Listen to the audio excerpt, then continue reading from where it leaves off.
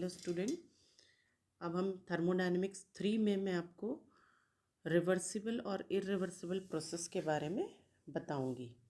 यहाँ पर उससे पहले हमने जो कुछ पढ़ा हुआ है आइसोथर्मल, आइसोबैरिक, आइसोकोरिक, उसका एक शॉर्ट फॉर्म है। आइसोथर्मल मीन्स जहाँ पर हमने टेम्परेचर को ज़ीरो किया है। आइसोबोरिक मतलब जहाँ पे प्रेशर कांस्टेंट है। आइसोकोरिक मीन्स जहाँ पर कि वॉल्यूम ही कांस्टेंट है।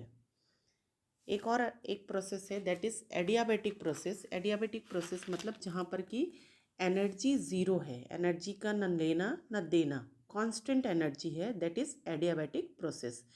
एक प्रोसेस होता है साइक्लिक प्रोसेस, जहाँ की इनिशियल एंड फाइनल पॉइंट दोनों एक ही हो। मतलब कोई सिस्टम है जो जिस इनिशियल पॉइंट से स्टार्ट हो रही है उसका एंड भी उसी पॉइंट पर आकर के हो, सर्कल होने के बाद में। लेकिन वहाँ पर बहुत सारे स्टेट फंक्शंस भी चेंजेस हो सकते हैं, या तो फिर उसकी इंटरनल एनर्जी या एंथैल्पी, एंट्रोपी, ये सारी चीज़ें ज़ीरो होंगी। अब आते हम रिवर्सिबल एंड इरिवर्सिबल प्रोसेस में। ये बहुत इंपॉर्टेंट है, डिफरेंस ज़्यादातर बीएससी में आता है। तो रिवर्सिबल प्रोसेस कहाँ है, क्या है? रिवर्सिबल प्रोसेस वो प्रोसेस है कि जहाँ पर एक इनफाइनाइट टाइम लगे, कि it takes infinite time to complete. कोई उसका निश्चित टाइम नहीं होगा उसको कंप्लीशन के लिए। जबकि इरिवर्सिबल प्रोसेस वो प्रोसेस होता है कि जहाँ पर एक फ़िक्स टाइम होगा, उस फिक्स टाइम में उसको कंप्लीट होना होगा। दूसरा, रिवर्सिबल प्रोसेस अपवर्ड डायरेक्शन की तरफ जाता है, जबकि इरिवर्सिबल प्रोसेस बैकवर्ड डायरेक्शन की ओर जाता है। रिवर्सिबल प्रोसेस में ड्राइविंग फोर्स और अपोजिट जो फोर्स है उनके बीच का जो डिफरेंस है वो बहुत ही कम होता है। जबकि इरिवर्सिबल प्रोसेस में ड्राइविंग फोर्स और अपोजिट फोर्स दोनों के बीच का डिफरेंस बहुत ज़्यादा होता है। ये प्रोसेस को हम बहुत इजीली क्या कर सकते हैं, रिवर्स कर सकते हैं। इसको इजीली रिवर्स नहीं कर सकते। ज़्यादातर रिवर्सिबल प्रोसेस हम बोलते हैं कि होता है, बट इट इज़ एक हाइपोथेटिकल पॉइंट। आइडियल प्रोसेस है, बहुत ही कम, बहुत ही रेयरेस्ट होता है। जबकि इरिवर्सिबल प्रोसेस नॉर्मली हर सिस्टम में होता ही होता है।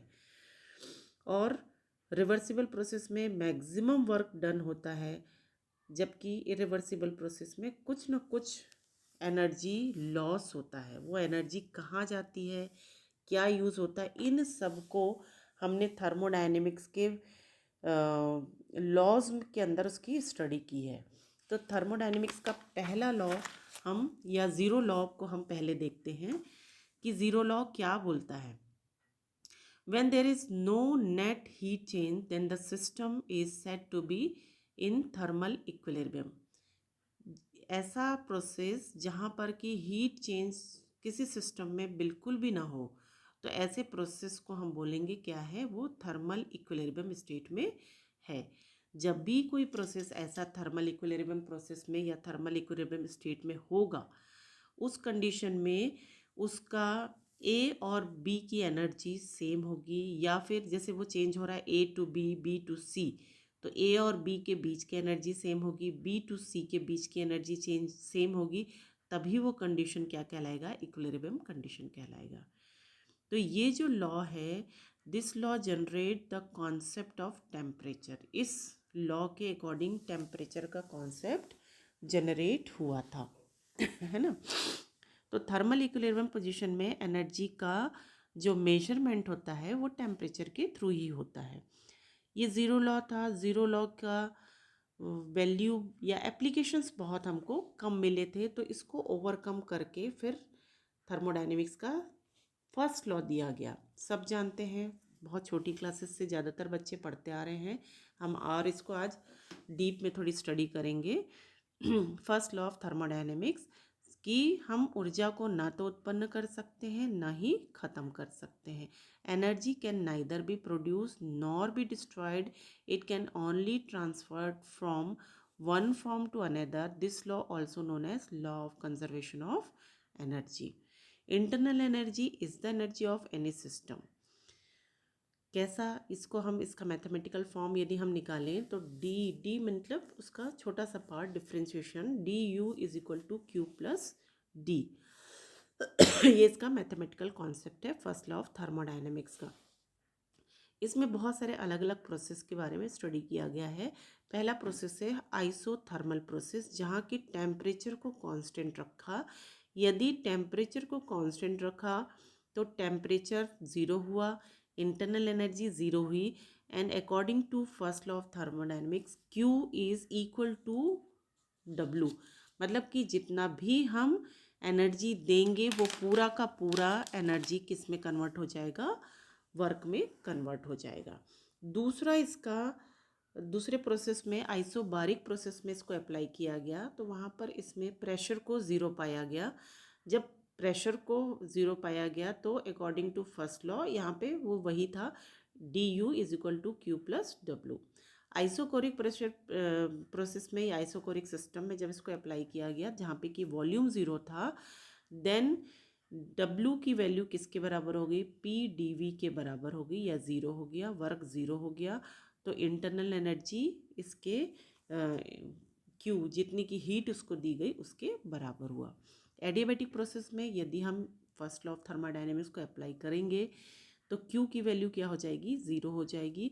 यदि Q की वैल्यू ज़ीरो हुई तो D U is equal to Q plus W, या फिर यहाँ पर Q की वैल्यू ज़ीरो है तो डी यू किसके बराबर हो जाएगा, वर्क डन के बराबर। मतलब कि जितनी इंटरनल एनर्जी उस सिस्टम में है वो पूरा का पूरा वर्क में कन्वर्ट हो रहा है। Work done is equal to internal energy change. This concept is used in Joule Thomson effect. एक फर्स्ट ईयर में हमने कॉन्सेप्ट पढ़ा था जूल थॉमसन इफेक्ट, उसमें इसी कॉन्सेप्ट का यूज़ किया जाता है। अगला जो प्रोसेस था वो प्रोसेस है हमारा साइक्लिक प्रोसेस। इस साइक्लिक प्रोसेस में यदि हमने फर्स्ट लॉ ऑफ थर्मोडायनेमिक्स, ये साइक्लिक प्रोसेस हम पढ़ चुके हैं कि जहाँ से काम चालू हो रहा है उसी पॉइंट पे आके के ख़त्म हो रहा है ना। तो x की वैल्यू ज़ीरो, u की वैल्यू ज़ीरो, तो q किसके बराबर होगा, वर्क डन के बराबर होगा। इन सारे प्रोसेस में जब हमने फर्स्ट लॉ ऑफ थर्मोडायनेमिक्स को अप्लाई किया तो कुछ उसके लिमिटेशंस मिले हमको। क्या लिमिटेशन है, पहला ये कि do not tell about the direction of heat flow. वो हीट फ्लो किस डायरेक्शन में हो रहा है इसको वो नहीं बता पा रहा। दूसरा चीज़ वो ये नहीं बता पाया कि हमने जितनी उसको एनर्जी दी वो पूरी की पूरी एनर्जी वर्क में कन्वर्ट क्यों नहीं हुई। उसमें से उस एनर्जी का कुछ पार्ट जो लॉस हुआ वो कहाँ गया, वो कहाँ पर यूज़ हुआ, इसको वो नहीं बता पाया। तो इस तरीके से फर्स्ट लॉ ऑफ थर्मोडायनेमिक्स के बहुत सारे यूजेस हैं बट सम लिमिटेशंस भी हैं। इस पे बेस्ड क्वेश्चंस भी आते हैं, डायरेक्ट भी आएगा आपको और ऑब्जेक्टिव्स भी आएंगे। ऑब्जेक्टिव में आपको मैंने बता दिया, सपोज आपको आइसोकोरिक बता दिया तो आप V को कांस्टेंट रखिएगा और बताइएगा internal energy is equal to Q। इसका एक क्वेश्चन मैं आपको बता रही हूँ, क्वेश्चन आप देख लीजिए। 1 mole of an ideal gas undergo a series of change as shown in the graph in which A, B, C mark 3 stages of the system. At each stage the variable are shown the graph। इसमें बोल रहा है कि इसमें एक ideal gas है, उसमें changes आ रहे हैं। तो वो बोल रहा है, इस आप डायग्राम को देखिए, इसमें एक स्क्वायर बना हुआ है, ABC पॉइंट आउट है और सबका एरो मार्क दिया हुआ है। तो इसमें कुछ कैलकुलेट करना है। क्या कैलकुलेट करना है, पहला ए मेरे को कैलकुलेट करना है, calculate the P and 3 stages of the system, है ना। पी को आपको कैलकुलेट करना है और स्टेज उसका कैलकुलेट करना है। दूसरा आपको बताना है कि नेम द प्रोसेस, वो प्रोसेस कौन सा प्रोसेस है ये आपको बताना है, ठीक है। तो इसको हम सॉल्व करते जाएंगे। तो कैसे सॉल्व करेंगे, पहला P V is equal to N R T लगाएंगे फार्मूला। एन की हमको ज़रूरत नहीं है क्योंकि गिवन नहीं है। पी की वैल्यू यदि मैं निकालती हूँ तो वी नीचे की ओर आ जाएगा। आर गैस कांस्टेंट की वैल्यू मैं पुटअप करती हूँ। टेम्परेचर एन टी पी पे लगाऊंगी तो 300 आएगा, वॉल्यूम 24 आएगा, तो क्या आया इसकी वैल्यू 1.026। दूसरा A to B, B to C, C to C, B to C जाने के लिए बोल रहा था। तो हर स्टेप का मैं बी वाले स्टेप का मैं निकालूंगी, वैसे ही पी प्रेशर की वैल्यू। तो आर आपको आर की वैल्यू इसमें चेंज हो जाएगी, 0.092 एंड गिवन है। टेम्परेचर इज़ गिवन 24, तो पी की वैल्यू निकल आएगी। सेम वैसे ही सी के लिए। तो ए टू बी वाला प्रोसेस आइसोकोरिक कहलाएगा, बी टू सी वाला प्रोसेस आइसोबारिक कहलाएगा और सी टू ए वाला प्रोसेस आइसोथर्मल कहलाएगा। और ओवरऑल ये पूरा प्रोसेस क्या है, साइक्लिक प्रोसेस है। तो फर्स्ट लॉ ऑफ थर्मोडायनेमिक्स के हेल्प से ऐसे बहुत सारे क्वेश्चंस को हम इजी वे में सॉल्व कर सकते हैं। बस आपको प्रैक्टिस की ज़रूरत है। जितनी ज़्यादा आप ऑब्जेक्टिव की और क्वेश्चंस की प्रैक्टिस करेंगे उतना इजी वे में आपसे थर्मोडायनेमिक्स बनता चला जाएगा।